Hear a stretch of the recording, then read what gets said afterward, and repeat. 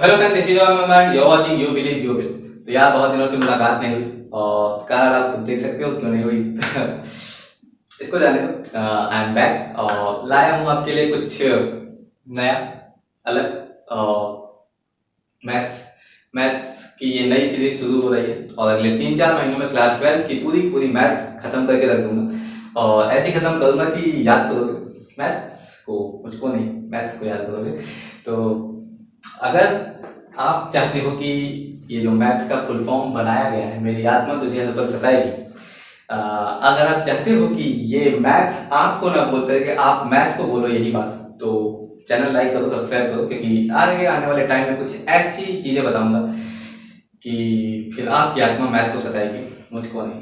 तो शुरू करते हैं। आज जो हम पढ़ने वाले हैं, जैसा कि आप देख सकते हो, मैट्रिक्स। और यही मैट्रिक्स जो कि क्लास 12 का चैप्टर 3 है, बट बहुत आसान चैप्टर है, तो मैंने कहा शुरुआत करते हैं आसानी से, धीरे धीरे।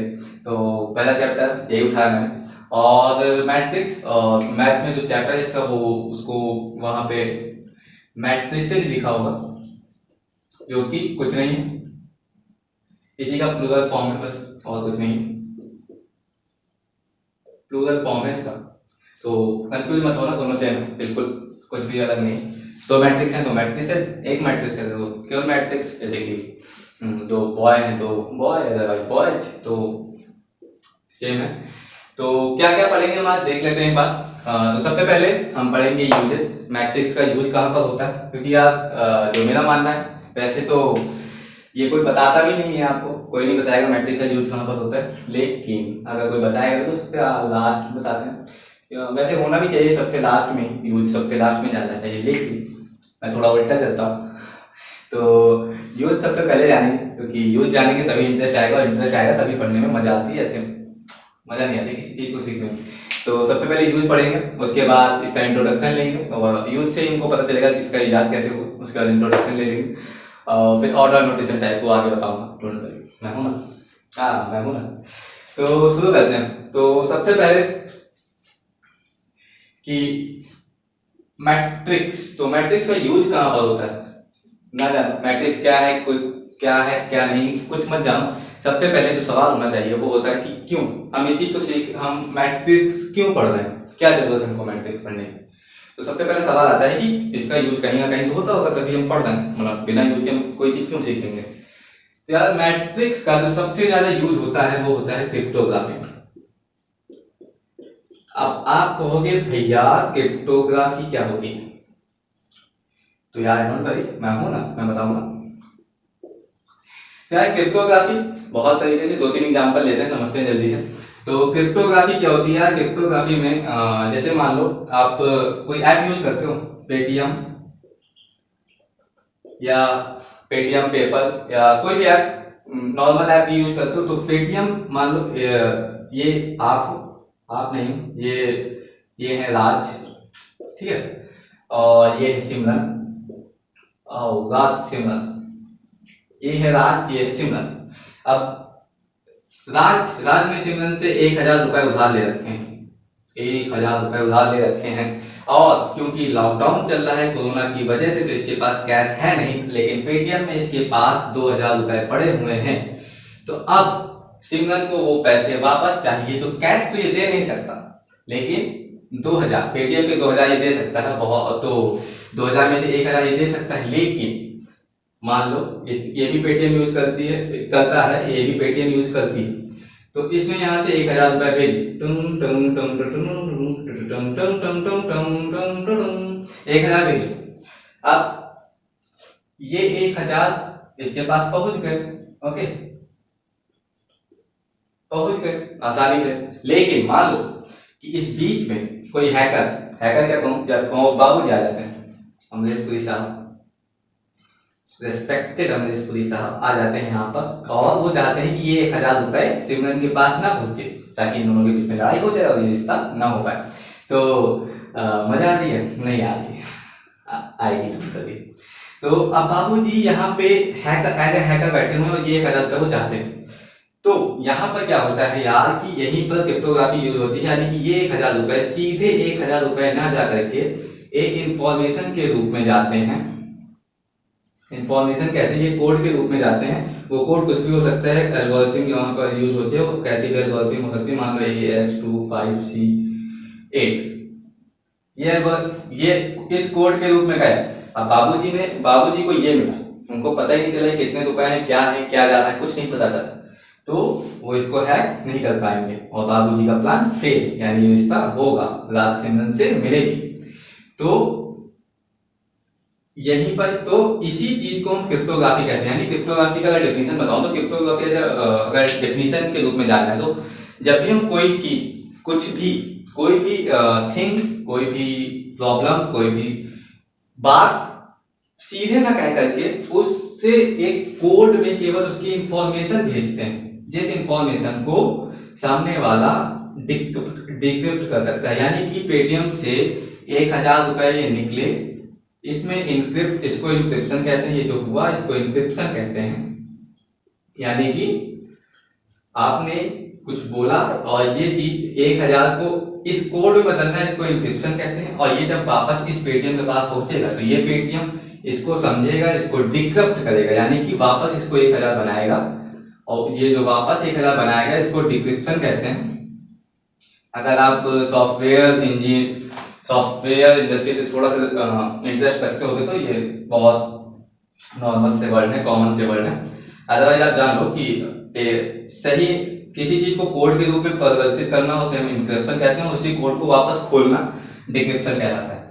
तो ये जो चीज होती है इसी को हम क्रिप्टोग्राफी कहते हैं। अब आप कहोगे भैया क्रिप्टोग्राफी तो आपने बता दी, लेकिन यहाँ पे मैट्रिक्स कहाँ पर यूज हुई?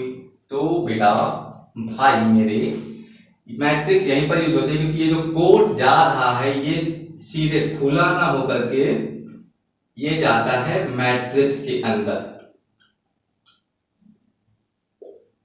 अगर ये खुला जाएगा तो उसको भी हैक करना थोड़ा सा आसान होता है, लेकिन इसको हैक करना बहुत मुश्किल, बहुत ज्यादा।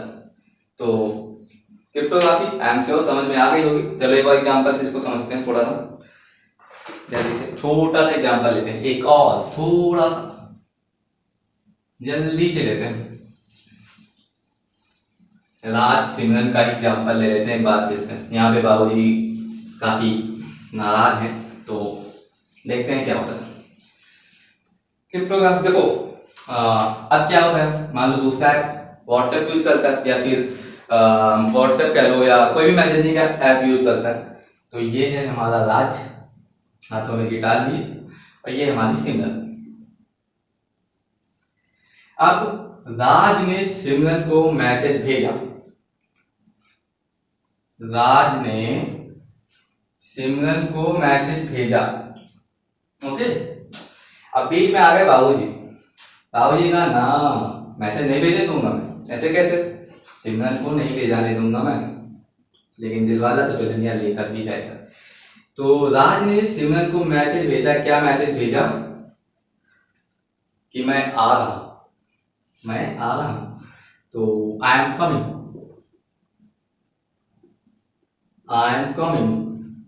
वैसे बोलता नहीं है लेकिन आई एम कमिंग। अब बाबूजी यहाँ बीच में आ गए, बाबूजी ने मैसेज देख लिया कि अरे राज आ रहा है, वो चाहते हैं कि सिमरन तक ये बात ना पहुंचे, यानी कि या फिर वो इस इंफॉर्मेशन को चेंज ही कर दे, या फिर इस इंफॉर्मेशन को वहां तक पहुंचने ही ना दे, या फिर पूरी तरह से इस इंफॉर्मेशन को बदल दे। तो वो क्या कर सकते हैं, अगर उन्होंने इसको समझ लिया तो वो इसको चेंज भी कर सकते हैं, बदल भी सकते हैं, मिटा भी सकते हैं, नहीं भी पहुंचने दे सकते हैं, यानी जो भी चाहे वो कर सकते हैं। लेकिन राज के साथ जुड़ी हुई है, राज के पास है क्रिप्टोग्राफी, यानी कि आई एम कमिंग ना जाकर के वो जाएगा एक कोड के रूप में, जिसको जो किसी भी एल्गोरिथम के साथ यूज होकर के कुछ भी बना सकता है, और फिर बाबूजी इसको समझ नहीं पाएंगे, और ये जो क्रिप्टोग्राफी हुई होगी ये मैट्रिक्स के अंदर जाएगी। तो ये मैसेज यहाँ पे एक बार फिर इनक्रिप्ट हुआ, और यहाँ पर जाके फिर डिक्रिप्ट होगा, और वापस सिमरन को पता चल जाएगा कि राज आ रहा है, यानी दिलवाला दुल्हनिया लेकर जाएगा। तो आई एम श्योर कि क्रिप्टोग्राफी आपको समझ में आ गई होगी। और अगर ऐप से आप नहीं समझ रहे हो तो एक नॉर्मल लाइफ एग्जांपल देखते हैं कि होता कैसे, आखिर मैट्रिक्स कैसे एक नॉर्मल लाइफ का एग्जांपल भी लेकर देख लेते हैं। नॉर्मल लाइफ कैसे कि कमेंट्री सुन रखी है, आप सबने कमेंट्री सुनी होगी। मान लो फुटबॉल मैच चल रहा है, ठीक है, 5 प्लेयर हैं इस फुटबॉल मैच में, छोटा सा फुटबॉल मैच है, बड़ा सा नहीं है, 22 प्लेयर की बनाऊंगा तो खत्म हो जाएगा काम पूरा। फुटबॉल मैच चल रहा है, ये फुटबॉल का फील्ड है, आर्ट थोड़ी सी खराब है तो आपको बर्दाश्त करनी पड़ेगी, आप बर्दाश्त करो इसको। ये प्लेयर ए है, ये प्लेयर बी है, ये प्लेयर सी है, ये प्लेयर डी है, ये प्लेयर ई है। वाह, टुम टुम टुम टुम टुम। देखो, अब मान लो बॉल है ए के पास, ए ने बी को बॉल पास की, बी ने ई को बॉल पास की, ई ने बॉल सी को पास की, सी ने बॉल वापस बी को पास की, और बी ने बॉल पास की डी को, और डी ने बॉल वापस पास कर दी ए को। ये है हमारा सिस्टम। ये कमेंट्री हमको समझ में आ गई कि हाँ हिंदी में बोली जा रही थी या इंग्लिश में बोली जा रही थी, हम समझ गए। लेकिन अगर इसी को मैं कहूं कि इसको आप एक क्रिप्टोग्राफी यानी इसको एक कोड के रूप में लिखो, ऐसा लिखो कि आप समझ सको और जो सामने वाला बंदा हो उसको इसकी इंफॉर्मेशन मिले, वो समझ सके। तो यहीं पर मैट्रिक्स का इजाद हुआ। कैसे हुआ? A B C D E, ये हो गया A B C D E. तो पहले तो लगाओ कॉमन सेंस, जो कि बहुत कॉमन नहीं होता है। तो ए क्या ए को बॉल पास कर सकता है? लगाओ दिमाग, नहीं कर सकता, तो यहां हो गया 0। बी क्या बी को बॉल पास कर सकता है? नो, नॉट एट ऑल, ये भी 0। सी क्या सी को बॉल पास कर सकता है? डी क्या डी को बॉल पास कर सकता है? ई क्या ए को बॉल पास कर सकता है? यानी कि ये सीधे समझो कि ए क्या ए को थप्पड़ मार सकता है? खुद को कोई थप्पड़ मारेगा? नहीं मारे। तो उसी तरह हाँ, पागल होगा तो मान लेगा। तो अब ये 5 तुम्हारे डिसाइडेड, क्योंकि खुद को बॉल पास कर नहीं सकते। अब देखते हैं ए ने क्या बी को बॉल पास की? देखो, लगाओ दिमाग, जा रही, यहां पे लिखेंगे 1। ए ने क्या सी को बॉल पास की? कहा, ये तो मिट गया, नहीं था, नहीं नहीं जी, ए ने सी को बॉल पास नहीं की है। ए ने क्या डी को बॉल पास की है? नन्ना नहीं की। ए ने क्या ई को बॉल पास की? नहीं की। सब पे लड़ाई चल रही है और बी से दोस्ती है इसकी। अब बी ने क्या ए को बॉल पास की? ना, नहीं की। बी ने क्या सी को बॉल पास की? हाँ की। खा गए ना धोखा, नहीं की। सी ने बी को की थी, बी ने नहीं की थी, तो ये भी जी। बी ने क्या डी को बॉल पास की? जी हाँ, बी और डी में दोस्ती है। बी ने क्या ई को बॉल पास की? जी हाँ की। अब आती है बात सी की। सी ने क्या ए को बॉल पास की? नहीं, दोनों में लड़ाई है, दोनों किसी को नहीं किए, ना सी ने ए को, ना ए को सी, ना ए ने सी को। सी ने क्या बी को बॉल पास की? है, जी हाँ की है, बिल्कुल की है। सी ने क्या डी को बॉल पास की? ना ना, नहीं की। सी ने ई को भी बॉल पास की है, ओके, मान ली बात आपने। डी ने क्या ए को बॉल पास की है? जी हाँ। डी ने क्या बी को बॉल पास की है? ना ना। डी ने क्या सी को बॉल पास की है? ना ना। डी ने क्या ई को बॉल पास की? नो। अब आते हैं ई, मतलब ई ने किसको बॉल पास की? ए को बॉल पास की? ना, लड़ाई चल रही है। ई ने क्या बी को बॉल पास की? ना, बी ने तो की, लेकिन ई अभी भी नाराज है। ई ने क्या सी को बॉल पास की है? जी हाँ, इससे दोस्ती है। ई ने क्या डी को बॉल पास की? ना। ठीक है, 1 2 3 4 5 6 7, 1 2 3 4 5 6, 1 2 3 4 5 6, 1 2 3 4 5। कुछ गलत हो रहा है, क्या गलत हो रहा है? ला ला ला ला।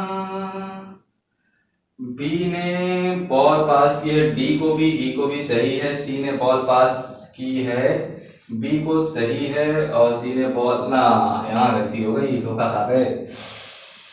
बच्चों को धोखा देते देते मैं खुद धोखा खा गया, सॉरी सॉरी भाई, गलती हो गई। अब ठीक है, तो देखो ये हमारा बन गया एक, ये हमारी क्रिप्टोग्राफी हो गई, यानी कि ये हम सीधे ना बोल करके क्रिप्टोग्राफी के रूप में यानी एक कोड के रूप में समझाने की कोशिश कर रहे हैं कि देखिए ए ने बी को की, इसने इसको की, इसने इसको किया। आप समझा सकते हो कैसे? अगर आपका यहाँ पे क्या है, यहाँ पे एक को आपने मान रखा है क्या कि एक में बॉल पास हुई, मतलब बॉल हैज पास्ड, और जीरो में आपने क्या मान रखा है, ball has not passed. Simple. अब अगर देखो सामने वाले को ये पता होगा कि हाँ एक का मतलब है कि इन दोनों के बीच में बॉल पास हुई, तब तो वो इसको सॉल्व कर ले। अगर नहीं पता तो फिर फंस जाएगा। तो बस यही है क्रिप्टोग्राफी, छोटा सा, और मैट्रिक्स में ही यूज होता है क्योंकि ये जो कोड होते हैं मैट्रिक्स में ही जाते हैं। और आईटी सेक्टर से अगर आप जुड़े हुए हो तो काफी यूज होता है वहां पर, और सॉफ्टवेयर इंडस्ट्री में आप जाओगे तो आपको काफी सीखना पड़ेगा मैट्रिक्स। तो सबसे ज्यादा यूज जो मैट्रिक्स होता है वो क्रिप्टोग्राफी में यूज होता है, लेकिन आपको अभी वहां पे ज्यादा जानने की जरूरत नहीं, आपने ये जान लिया कि हाँ यूज होता है। लेकिन मैट्रिक्स का असली इजाद हुआ कहां से, मैट्रिक्स का मैथमेटिक्स में क्या रोल है? तो मैथमेटिक्स में यार सबसे ज्यादा जो यूज होता है वो होता है लीनियर इक्वेशंस को सॉल्व करने में। लीनियर इक्वेशंस आप सब समझते होंगे, बहुत समझदार हो आप सब। तो लीनियर इक्वेशंस क्या यार, जैसे कि मान लो कोई भी दो इक्वेशन हम ले लेते हैं, 2x प्लस 3y इक्वल 8, पता नहीं सही है कि गलत, मैंने ऐसे बना दी। 4x plus 5y equal 10। अब ये दो इक्वेशन है, अब आपको दो इक्वेशन सॉल्व करनी है। तो ये दो इक्वेशन तो आप कई मेथड से सॉल्व कर सकते हो, दो तीन चार मेथड आते होंगे आपको, और तीन चार मेथड से आप कैसे भी सॉल्व करते हो 1-2 मिनट में, तो ये तो आसान है। लेकिन मान लो कि मैं इसमें एक वेरिएबल और बढ़ा दूं, वेरिएबल मतलब जैसे यहाँ पे दो वेरिएबल है x और y, ठीक है, और यहाँ पे दो इक्वेशंस थी दो वेरिएबल की। अब यहाँ हम क्या करेंगे कि तीन वेरिएबल की तीन इक्वेशंस ले लेंगे। मान लो 2x plus 3y plus 5z equal 12, 6x plus 2y equal 6z equal 18, ओ सॉरी प्लस, गलती हो जाती है भाई, माफ कर दो, ऐसे ना इंसाफी ना करो। अरे यार 7x plus 8y plus 10z equal 20। तो देखो यहाँ पे तीन वेरिएबल की तीन इक्वेशन है, ये भी आप सॉल्व कर लोगे, थोड़ा टाइम लगेगा लेकिन कर लोगे।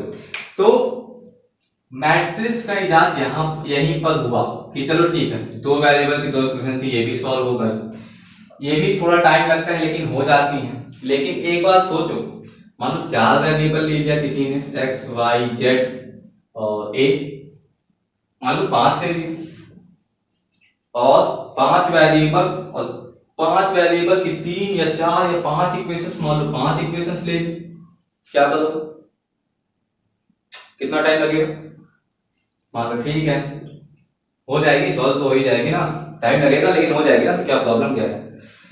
ठीक है चलो ये सॉल्व हो जाएगी। अब मान लो 5 की जगह 5 वेरिएबल की 10 इक्वेशन दे दी, फिर क्या करोगे? चलो ये भी हो जाएगा, थोड़ा और ज्यादा टाइम लगेगा लेकिन हो जाएगा। अब चलो अच्छा ठीक है, मान लो 50 इक्वेशन दे दी, पागल हो गए हो क्या? 50 इक्वेशन कौन सॉल्व करेगा? तो ऐसी प्रॉब्लम को सॉल्व करने के लिए कि इतनी सारी इक्वेशंस को एक साथ सॉल्व करने के लिए या फिर ज्यादा वेरिएबल्स की इक्वेशंस को सॉल्व करने के लिए एक मेथड ढूंढा गया जिसको हम मैट्रिक्स कहते हैं, क्योंकि इसके जरिए हमारा टाइम बचता है और इक्वेशंस हमारी जल्दी सॉल्व हो जाती है। तो इस वजह से मैट्रिक्स का इजाद हुआ। तो लीनियर इक्वेशन मैथमेटिक्स में आपको लीनियर इक्वेशन में सॉल्व करने मजा कि में मैट्रिक्स आप यूज कर सकते हो। अभी आगे हम एक्सरसाइज जब करेंगे तो हम देखेंगे कि हाँ बहुत यूज होता है। और उसके सिवाय मैट्रिक्स लीनियर इक्वेशन के सिवाय ज्योमेट्री में भी यूज होती है, और साथ में ज्योमेट्री में भी यूज होती है, और साथ में टेबल कोई भी जैसे कुछ डेटा होता है उसको भी हम मैट्रिक्स, कुछ इंफॉर्मेशन होती है या फिर कुछ और भी क्वेश्चंस होते हैं जो हम मैट्रिक्स के जरिए जल्दी सॉल्व कर सकते हैं। बाकी लीनियर इक्वेशंस ही होती हैं वो भी। तो मैट्रिक्स का यूज और मैट्रिक्स क्यों जरूरत पड़ी वो तो हमने समझ लिया, यानी यूज हमने सीख लिया। अब आते हैं बात इंट्रोडक्शन की। तो इंट्रोडक्शन मैट्रिक्स, मैट्रिक्स की डेफिनेशन क्या है मुझे नहीं पता, मेरे लिए मैं जितना जानता हूँ वो बताता हूँ। सिंपल सी पांच शब्द की डेफिनेशन है। रेक्टेंगुलर अरेंजमेंट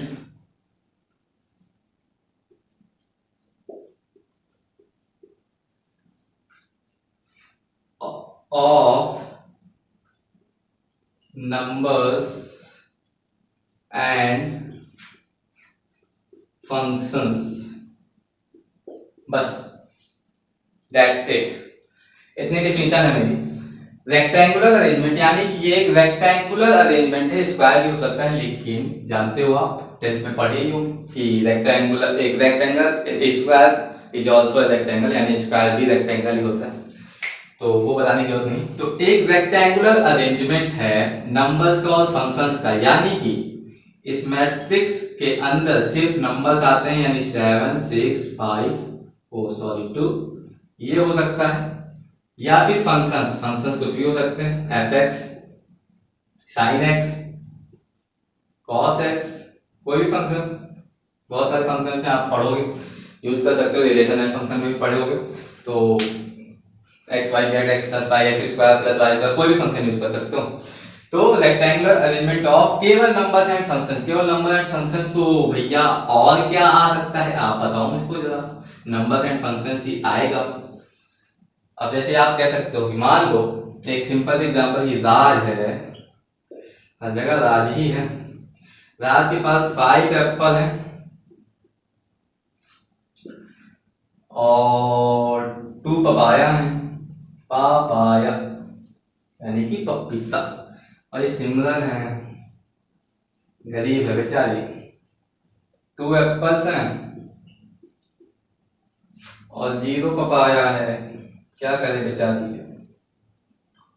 अब कहोगे आप भैया ठीक है तो ठीक है, तो अब मैं कहूंगा कि इसको मैट्रिक्स के फॉर्म में लिखो, यानी इसको टेबल के फॉर्म में लिखो। तो टेबल के फॉर्म में आप कैसे लिखोगे, राज, ठीक है, सिमरन को सिम बोल देते हैं, सिमरन, अरे 5 2 2 0 5 एप्पल को ए से डिनोट कर देते हैं, पपाया को पी से डिनोट कर देते हैं, ये हो गई हमारी टेबल, बन गई। ना ना ना ना खा गए ना धोखा। नंबर्स और फंक्शंस के अलावा मैट्रिक्स के अंदर कुछ भी नहीं होता है, यानी कि राज और सिमरन यहां से गायब हो जाएंगे, ये ए भी यहां से गायब हो जाएंगे, ये केवल ये होगा, समझे। यानी मैट्रिक्स के अंदर केवल नंबर्स और फंक्शंस ही लिए जाते हैं, बाकी कोई डेटा हम यूज नहीं करते हैं मैट्रिक्स के अंदर। तो इतनी बात समझ में आ गई भैया? हाँ आ गई भैया, आगे बढ़ो, जल्दी से आगे बढ़ो, क्या करते हो, अब इतना टाइम क्यों लेते हो? ठीक है आगे बढ़ता हूँ। अब मैट्रिक्स डेफिनेशन तो आपने जान ली, और साथ में डिनोट की जाती है दो तरीके से। डिनोट क्या की जाती है, एक ये बिग ब्रैकेट के थ्रू, और सॉरी यहाँ लाइट चली गई थी, तो शुरू करते हैं वापस, फ्लो सारा खराब हो गया यार, चलो बनाते हैं एक बार फिर से फ्लो बनाते हैं। तो हाँ कहाँ था मैं, हाँ ठीक है। तो मैट्रिक्स को हम डिनोट करते हैं या तो बिग ब्रैकेट के थ्रू या फिर स्मॉल ब्रैकेट के थ्रू। इससे भी यूज होता है, ये बहुत कम जगह मतलब बुक्स पे मिलेगा नहीं जल्दी, केवल दिखा देते हैं कि हाँ इससे यूज होता है, तो डोंट वरी, अगर आप ये यूज करते हो तो कोई प्रॉब्लम नहीं, गलत नहीं, ये भी सही है ये भी सही। हाँ ये वाला ब्रैकेट मत यूज करना, ये नहीं यूज होता है मैट्रिक्स में, ठीक है, बस इतना ही था। और क्या करें हम, और क्या बताऊं यार मैट्रिक्स के बारे में, मैट्रिक्स के बारे में और क्या बताएं, ये हो गया। और यार मैट्रिक्स को हमेशा जो हम डिनोट करते हैं वो कैपिटल ए के थ्रू करते हैं, यानी कोई मैट्रिक्स है मान लो 2 4 6 8, ये मैट्रिक्स है, तो इसको हम ये जो हमारा डिनोशन होगा ये हमेशा कैपिटल ए के थ्रू होगा। इसे कभी स्मॉल मतलब ये मैट्रिक्स के अंदर नहीं ऐसे नहीं लिखते हैं, इसको ऐसे सिंपल लिख सकते हो आप, इन्वर्टेड कॉमा के अंदर भी लिख सकते हो, कोई प्रॉब्लम नहीं, लेकिन स्मॉल मत यूज करना इसको, ये हमेशा कैपिटल यूज होता है, कोई भी मैट्रिक्स का आप नाम देते हो तो कैपिटल होता है वो हमेशा, कभी भी स्मॉल में मत लिखना इसको, ठीक है। और क्या बताऊं, हाँ तो यार और यार मैट्रिक्स में यहीं पर दो चीजें और आती हैं खुल के, जो कि होती हैं रोज एंड कॉलम्स, ठीक है। अब ये दो कॉलम्स क्या होते हैं, तो यार जितनी भी हमारी हॉरिजॉन्टल लाइन होती है, हॉरिजॉन्टल मतलब जो ऐसे पड़ी हुई होती है, ये ऐसे सीधे टर्म, ठीक है, रेडियो, जैसे कि ये जो लाइन खींची हुई है हॉरिजॉन्टल, ये जो लाइन खींची हुई है वर्टिकल, इसको सीधा खींच दूं मैं ऐसे करके, ये सारी वर्टिकल लाइंस हैं, ये सारी हॉरिजॉन्टल लाइंस जो पड़ी रहती हैं, लेटी रहती हैं, हॉरिजॉन्टल होती हैं, जो सीधी खड़ी रहती हैं वो वर्टिकल होती हैं। इसको एचआर इमेज रेशमिया के थ्रू भी याद कर सकते हो, एच आर यानी कि हॉरिजॉन्टल रोज, ठीक है। तो ये वर्टिकल विराट, अगर कोहली को आप सी से डिनोट बना दो तो विराट कोहली भी हो सकता है, कैसे भी याद कर सकते हो, मैं याद करता था ऐसे ही मैं बता रहा हूँ, ठीक है। आप अपना बना सकते हो कोई भी शॉर्ट फॉर्म, अगर आपको कंफ्यूजन होती है तो एक बार बना लोगे उसके बाद कंफ्यूजन नहीं होगी, शुरुआत में जरूरत पड़ती है, ठीक है, बना लेगा तो ऐसे शॉर्ट फॉर्म, क्रिएटिविटी भी बढ़ती है और मैट्रिक में क्रिएटिविटी बहुत ज़्यादा इंपॉर्टेंट होती है, आगे भी आप देखो कि आपको कितनी ज़्यादा जरूरत पड़ेगी क्रिएटिविटी की, तो साथ ही आपकी इंटेलिजेंस की बहुत टेस्ट होता है मैट्रिक में, क्योंकि सारा दिमाग आपको ही लगाना पड़ता है, इसमें कुछ भी अलग नहीं होता है, एडिशन मल्टीप्लिकेशन यही सब होता है, और सारे रूल्स कुछ भी आप रूल जान जाओगे उसके बाद सॉल्व आपको करना पड़ेगा, आप कैसे भी सॉल्व करो कोई प्रॉब्लम नहीं, सारी आपकी सारी इंटेलिजेंस बाहर निकल के आती है। हम सॉरी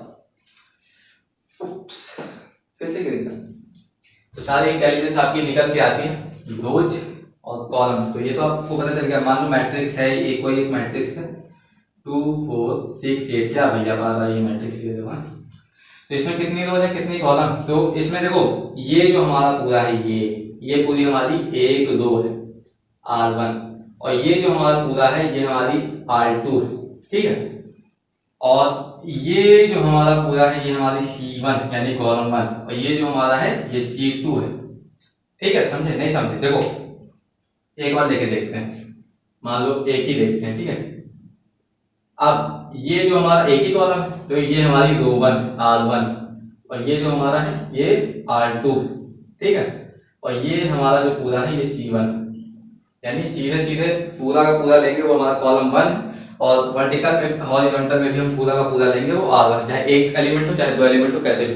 हाँ, एलिमेंट से याद आया कि ये जो एक सिंगल एलिमेंट सिंगल टर्म है 4, ये हमारे ये जितने भी होते हैं सारे एलिमेंट्स कहलाते हैं, यानी कि ये एक पूरा पेड़ है और ये इस पेड़ के फ्रूट्स हैं छोटे छोटे, ये भी एलिमेंट है, ये एलिमेंट है, ये एलिमेंट है, ये एलिमेंट है, ये एलिमेंट, यानी कि इसके अंदर जितने भी टर्म्स होंगे, जितने भी नंबर्स होंगे, जितने भी फंक्शंस होंगे, वो सारे हमारे एलिमेंट्स कहलाते हैं मैट्रिक्स की टर्म में, ठीक है। समझ में आ गया?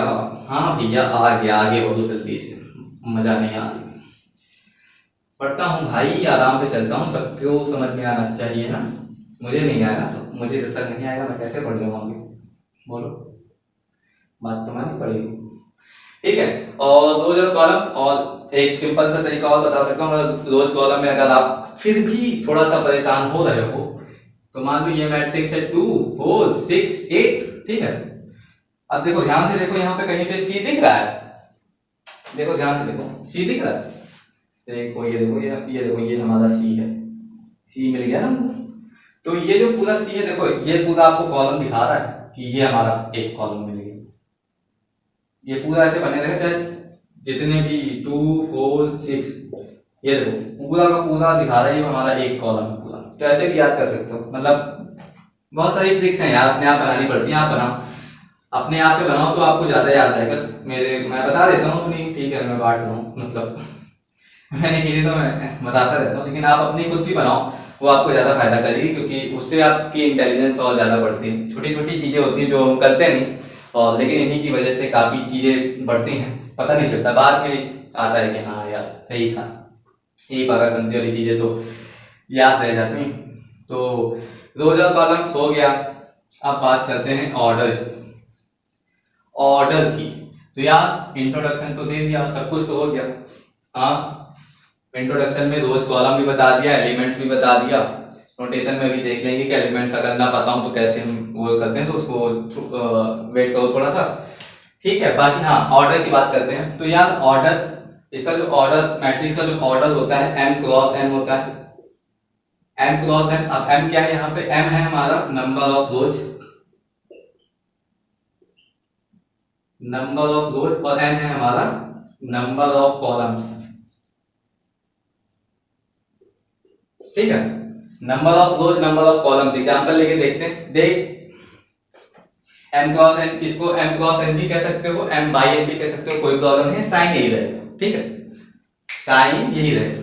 तो एग्जांपल लेके देखते हैं। 2 4 6 8, क्या भैया बार बार ये मैट्रिक्स ले रहे हो, मैट्रिक्स याद है? हाँ भाई एक ही मैट्रिक्स याद है, क्या था? तो ये मैट्रिक्स है, कोई कहे इसका ऑर्डर बताओ, तो नंबर ऑफ रोज, कितनी रोज है यहाँ पे, m क्रॉस n होता है, इसको हम यहाँ पे लिखते हैं m क्रॉस n ऑर्डर को, ठीक है। भैया इसका ऑर्डर बताओ। भैया ऑर्डर कैसे बताएं? अरे अभी तो बताया यार, रोज और कॉलम आते हैं ना, कैसे लिखते हैं, ठीक है। ये एक दो, ये दो, यानी कि m हो गई हमारा, m हो गया हमारा 2, ठीक भैया, समझ में आ गया। कॉलम, कॉलम ये एक, ये दो, ठीक भैया, कॉलम भी दो, यानी मैं ऑर्डर क्या हुआ, ऑर्डर हमारा क्या हुआ, m क्रॉस n, यानी कि 2 क्रॉस 2, यानी कि 4। ना ना ना ना, खा गया ना धक्का, ये 4 नहीं होता है, ये ऑर्डर हमेशा ऐसे लिखा जाता है, 2 क्रॉस 2, इसको मल्टीप्लाई नहीं करते कभी, चाहे कैसा भी 2 क्रॉस 1 हो, 3 क्रॉस 2 कुछ भी हो, इसको मल्टीप्लाई नहीं करते। ये ऑर्डर कभी पूछा जाएगा तो ऐसे ही पूछा जाएगा, 2 क्रॉस 2 की मैट्रिक्स है, 3 क्रॉस 2 की मैट्रिक्स है, 3 क्रॉस 3 की मैट्रिक्स है, कैसी भी मैट्रिक्स हो, इसको मल्टीप्लाई मत करना वरना फिर गलत हो जाएगा। मल्टीप्लाई करते हैं, कब करते हैं वो बताता हूँ। मान लो यही मैट्रिक्स है, सेम मैट्रिक्स है, और आपसे पूछ लिए, मान लो सेम मैट्रिक्स है 2 4 6, नहीं डिफरेंट, गलत हो जाएगा, थोड़ा सा गलत नहीं होगा लेकिन समझ में नहीं आएगा अच्छे से। मान लो आपको एक क्वेश्चन दे दिया, बोले कि एक मैट्रिक्स है जिसका ऑर्डर है 3 क्रॉस 2, अब आप बताओ इसमें नंबर ऑफ एलिमेंट्स कितने हैं, नंबर ऑफ एलिमेंट्स कितने हैं।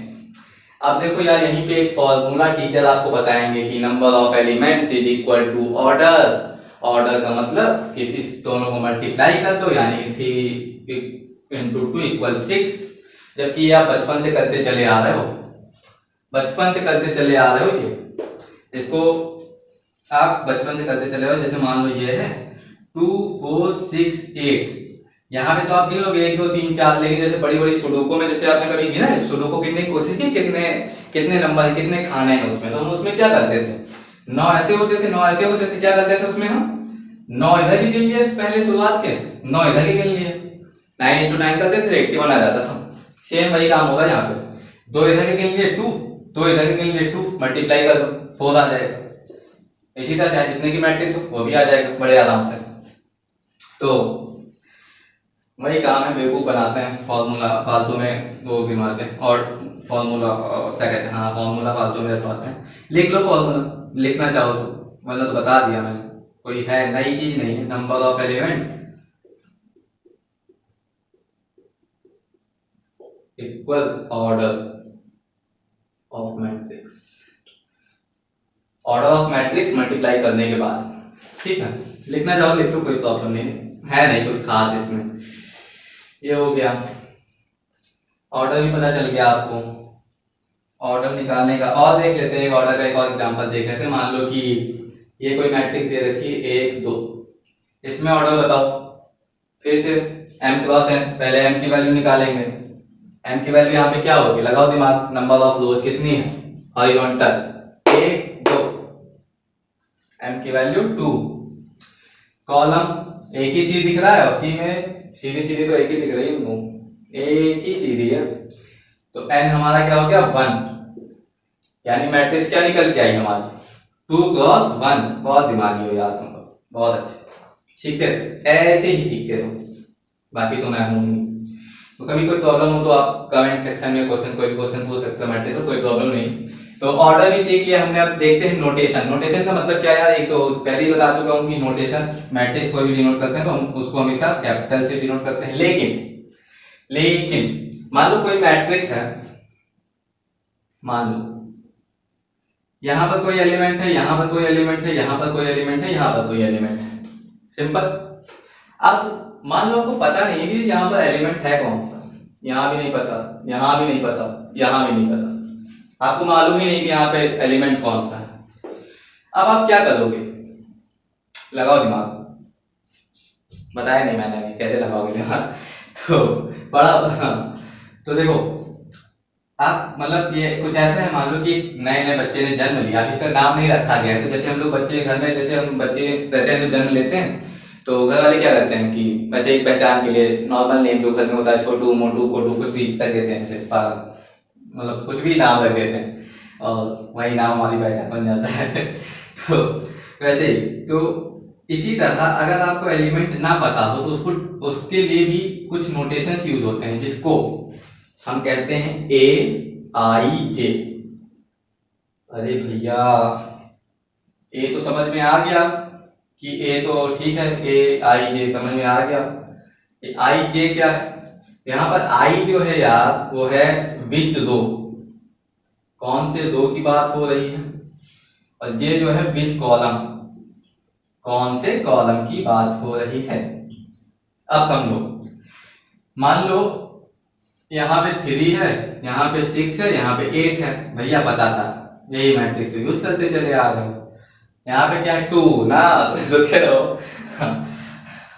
मान लो आपको नहीं पता यहाँ पे क्या, भी तो ठीक है, मैं वही मैट्रिक्स यूज कर रहा हूँ बार बार, तो बोल लिया था मैंने यहाँ पर, तो आप बता दिए। लेकिन मान लो आपको नहीं पता कि यहाँ पे कौन सा एलिमेंट है, तो आप क्या करोगे, ये फॉर्मूला लगाओगे AIJ, मतलब आपको पता नहीं है कि एलिमेंट है कौन सा, तो हम इसको कैसे डिनोट करते हैं, कैसे रखते हैं इसको, यहाँ पे x रखते हैं, यहाँ पे y रखना। नॉर्मल जो जनरल फॉर्म है वो हम AIJ के थ्रू निकालते हैं। तो ए तो हमेशा कॉमन रहेगा, चाहे यहाँ निकालना यहाँ निकालना, मतलब कोई भी मैट्रिक्स का कोई भी एलिमेंट निकालना हो ए नहीं बदलेगा, आई और जे की वैल्यू बदल जाती है। तो अब ये किस रो की बात हो रही है यहाँ पर, भैया पहले रो की बात हो रही है। ओके वेरी गुड, आई की वैल्यू क्या आ गई हमारे पास 1। अब किस कॉलम की बात हो रही है, भैया कॉलम भी पहला ही है। ओके, जे की वैल्यू भी 1 आ गई, तो क्या हुआ A11, समझे, 11 नहीं A11, 11 ना बोलना, यही दिक्कत है मैट्रिक में थोड़ी सी, वरना तो चैप्टर बहुत आसान है, ये कुछ नियम बदल जाते हैं इसमें मैथ्स के, बाकी तो आसानी है बिल्कुल एकदम। तो ये जो एलिमेंट हमको नहीं पता कि यहाँ पे कौन सा एलिमेंट है, तो इसको हम क्या बोलते हैं A11। अब जल्दी से बताओ, एक और मैट्रिक्स देते हैं, मान लो 2-5-9। अब इस एलिमेंट की वैल्यू बताओ, यहाँ पे वैल्यू जनरल फॉर्म में हम इसको क्या लिखते हैं, यहाँ पे क्या लिखते हैं, बता जल्दी से। अरे भैया क्या बात कर रहे हो, इतना आसान क्वेश्चन कौन देता है। रो, पहली रो है तो आई की वैल्यू हो गई 1, और दूसरा कॉलम है, ये कॉलम पहला हट गया, हटाओ, ये कॉलम है, जे की वैल्यू आ गई 2, तो A12, इतना आसान है, A12 ना बोल देना बस, बाकी तो समझदार हो ही आप। ठीक है, तो ये हो गई नोटेशन। इसको हम जो बताते हैं, इसको आप कैसे, बुक में पता है कैसे मिलेगा, देखा होगा, बड़ा सा बनाए होंगे, कुछ है नहीं फालतू में, आप देख सकते हो, उसको बड़ी सी बनी रहती है, पूरा शुरुआत से ऐसे कहते हैं, ऐसे रहता है वो, पूरा बड़ी सी बनाए रहते हैं उसको एकदम, A11 करके, A12 करके, A13 करके, up to dot dot A1n तक जाता है, और इधर नीचे भी वही आता है A21 करके, A2231, सॉरी A31 करके, अप टू डॉट डॉट, सही जा रहा हूँ मैं, M1 आता है, और ये इधर भी डॉट डॉट आता है, इधर भी डॉट डॉट आता है, यहाँ पे आता है AMN। तो ये MN जो हमारा होता है आखिरी टर्म, वो हमारा ऑर्डर हो जाता है, और बाकी बीच का हमारा कोई टर्म जो आता है AIJ करके दिया जाता है, फालतू की चीज है, वैसे उतना ही काम आ जाएगा, आप सॉल्व कर लो कोई भी क्वेश्चन जितना मैं बता दिया। सिंगल मैट्रिक्स के क्वेश्चन है, अभी सिंगल मैट्रिक्स के ही क्वेश्चन आप सॉल्व कर पाओगे क्योंकि एडिशन मल्टीप्लिकेशन अभी कुछ भी नहीं सीखा आपने, वो हम अगले वीडियो में बात करेंगे। डोंट वरी, आऊंगा बहुत जल्दी लाऊंगा आपके लिए। नोटेशन की बात हो गई, टाइप की कुछ बात कर लेते हैं यार, इसको उठाओ बहुत देर से। डेफिनेशन चाहो तो याद कर सकते हो, वरना याद करने की कोई जरूरत नहीं, कोई पूछता नहीं, पता होनी चाहिए बस कि हाँ मैट्रिक्स होती क्या है, आपको ऐसे बताना आना चाहिए कि हाँ मैट्रिक्स होती क्या है। तो वो तो बता ही दिया मैंने, हिंदी में बताओ इंग्लिश में तो कोई फर्क नहीं पड़ता। इंग्लिश थोड़ा सा मेहनत करना शुरू कर दो, इंग्लिश काफी जरूरी है आज के टाइम में। टाइप्स तो यार टाइप बहुत सारे टाइप्स हैं, पर कुछ सिमिलर मतलब कुछ जो इंपॉर्टेंट है वो बताऊं। तो पहला ले लेते हैं रो मैट्रिक्स। रो मैट्रिक्स, तो रो मैट्रिक्स में क्या होता है यार, एक कोई ऐसी मैट्रिक्स जिसमें जो हमारी रो हो, यानी कि जो m हो उसकी वैल्यू 1, बस इतना याद कर लो। बाकी आप बना सकते हो, जैसे बहुत सारी 1 2 1 2 3 1 2 3 4, ये सारी रो मैट्रिक्स हैं। क्यों? एक ही रो है, एक ही रो है, एक ही रो है, ठीक है। अब मान लो कोई ऐसी मैट्रिक्स है 1 2 3 4, ये रो मैट्रिक्स है ना, गलत हो गया, नहीं है, एक रो होनी चाहिए केवल एक। यहाँ पे दो दो रो हो गई थी, एक और दो, मतलब हॉरिजॉन्टल लाइन एक ही होनी चाहिए। देखो हॉरिजॉन्टल लाइन एक ही खींच रही है ना, यहाँ पे एक हॉरिजॉन्टल लाइन में सारे एलिमेंट कट गए। देखो एक और तरीका ढूंढ लिया मैंने, अभी अभी तुरंत बता सकता हूँ। अगर आपको रो और कॉलम में दिक्कत हो रही है तो आप ऐसे सीधी लाइन, हॉरिजॉन्टल रो में रो पता करनी है तो आप ऐसे सीधी लाइन काटते चले जाओ, जितनी लाइन में सारे एलिमेंट कट गए उतनी रो है, और कॉलम में आप वर्टिकली काटते चले जाओ, जितनी जितनी लाइन में कट गए उतने कॉलम। देखा, इसीलिए practice makes man perfect, actually perfect practice makes man perfect, मजाक वाली प्रैक्टिस नहीं बनाती, परफेक्ट प्रैक्टिस। तो ये भी एक तरीका ढूंढ निकाला। अब बात करते हैं कॉलम मैट्रिक्स की, जल्दी से, ज्यादा लंबा हो रहा है वीडियो।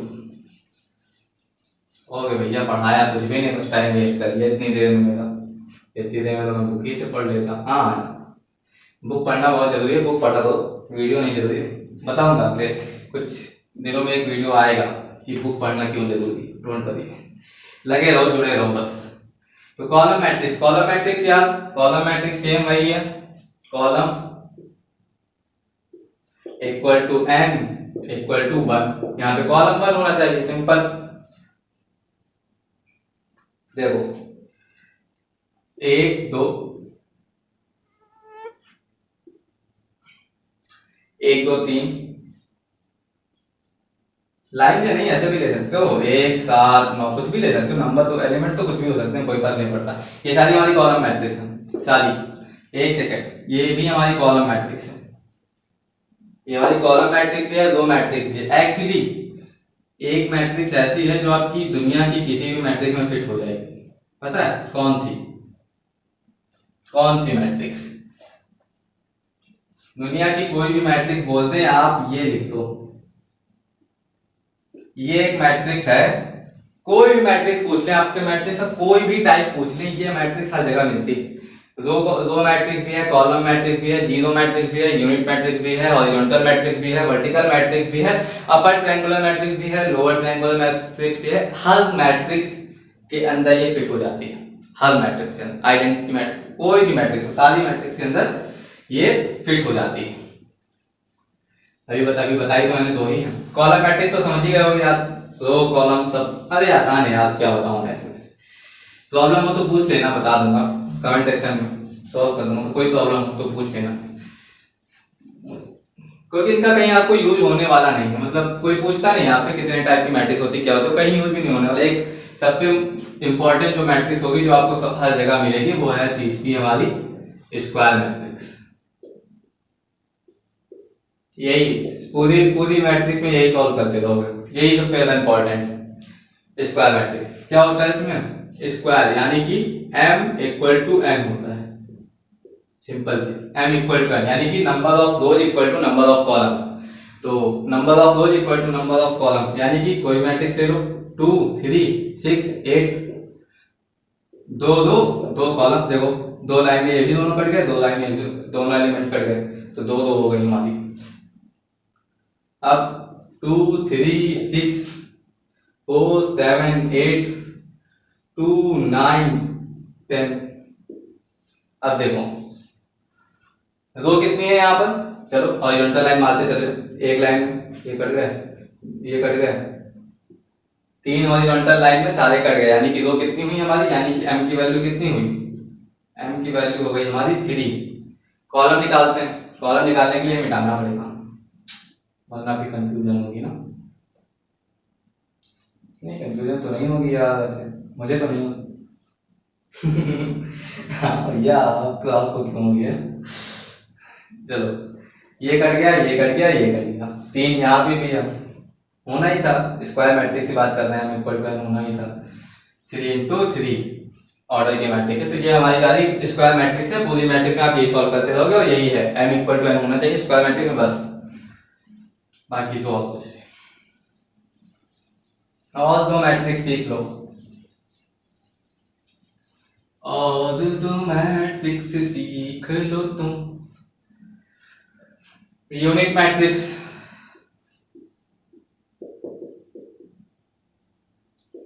यूनिट मैट्रिक्स में क्या होता है, ए आई जे इक्वल टू 1 होना चाहिए, ए आई जे इक्वल टू 1, 1 नहीं कहेंगे,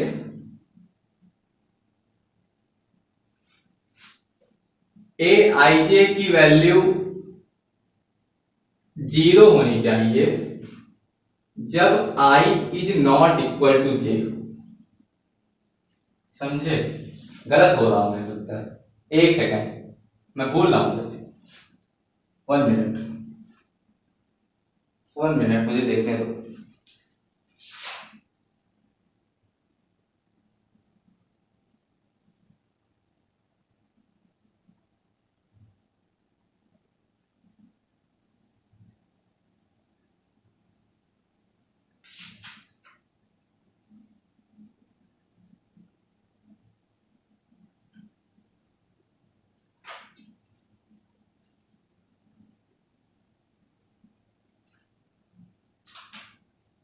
सही था, सही हूं, सही हूं मैं, वही कहा मैं गलत कैसे हो सकता हूं, भूल गया था मैं थोड़ा सा एक सेकंड।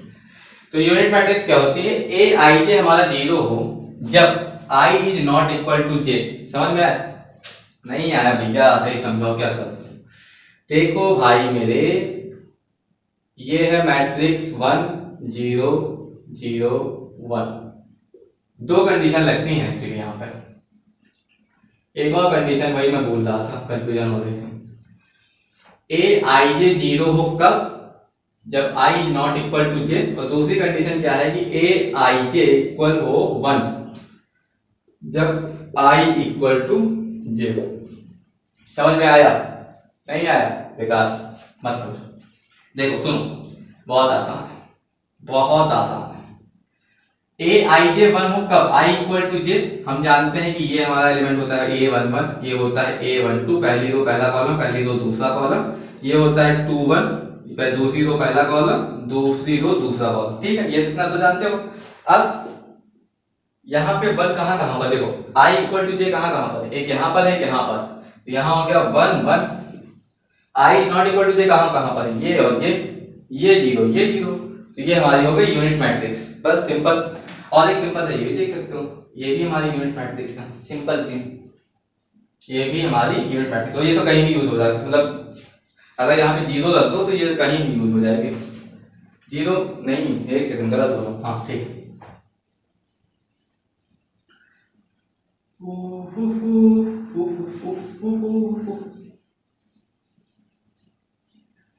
यूनिट मैट्रिक्स यार, एक second,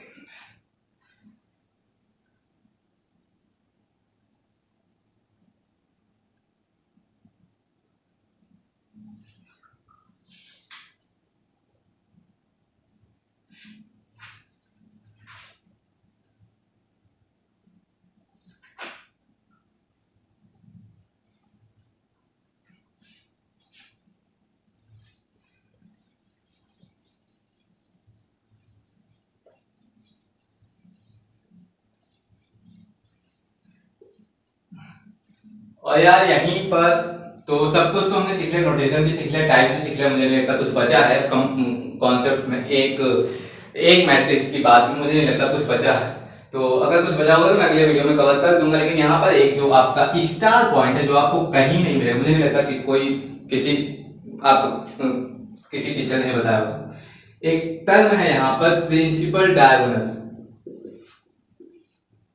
principal diagonal, principal diagonal क्या होता है यार? कोई भी मैट्रिक्स हो, नो मैटर, कोई भी मैट्रिक्स हो, उसमें एक डायगोनल बना, एक डायगोनल बनता है यूं करके।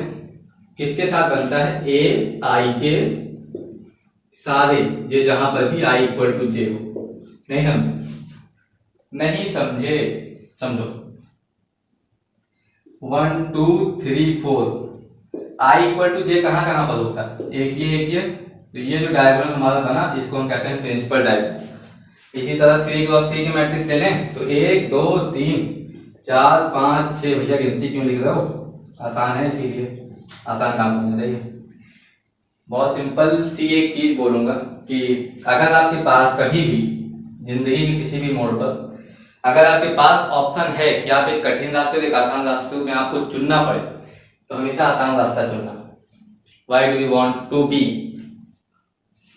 walk in the hard route if you can walk in the easy route? So हमेशा आसान रास्ता, अगर आपके पास ऑप्शन है कि हाँ कठिन और आसान रास्ते में से किसी एक को चुनना है तो आप आसान चुनोगे, कठिन मत चुनना। ये हो सकता है थोड़ा बुद्धिमानी वाला काम लगे लेकिन सच है, वो आपको फायदा करेगा। हमेशा कठिन रास्ता चुनना कोई बहुत बहादुरी वाला काम नहीं है। तो ये भी है प्रिंसिपल डायगोनल। तो ये प्रिंसिपल डायगोनल आप ये टर्म याद रख सकते हो। कोई पूछता नहीं है, पेपर में कभी आया नहीं आज तक मैथ्स में, लेकिन आने वाले टाइम में कुछ भी हो सकता है क्योंकि एजुकेशन पॉलिसी चेंज हो गई है तो पेपर भी नए तरीके से आ सकते हैं। तो आई थिंक कि आज का मैंने जितना सोचा था उतना कवर कर दिया है और होप है कि आपको मजा आई होगी और उम्मीद है कि पसंद आया होगा। तो चलते हैं, मिलते हैं, एक आगे फिर मिलेंगे और जल्दी इसके आगे एडिशन मल्टीप्लिकेशन सब लेकर आऊंगा। डोंट वरी, आगे कुछ और कॉन्सेप्ट सॉल्व करेंगे और इनमें से अगर कहीं पे मैंने कुछ गलती की हो, जल्दी में कभी कभी गलती हो जाती है, तो कोई गलती की हो तो कमेंट सेक्शन में बताना, आई विल सॉल्व इट। और कुछ ना समझ में आया तो भी कमेंट सेक्शन में बताना, मैं आपके सारे कमेंट्स को पढ़ूंगा और उम्मीद करूंगा कि उसकी प्रॉब्लम आपकी प्रॉब्लम को मैं सॉल्व कर सकूं। तो बस हमेशा की तरह फिर वही कहूंगा कि believe yourself and do whatever you want because I believe that if you think you can but if you believe you will. Bye bye.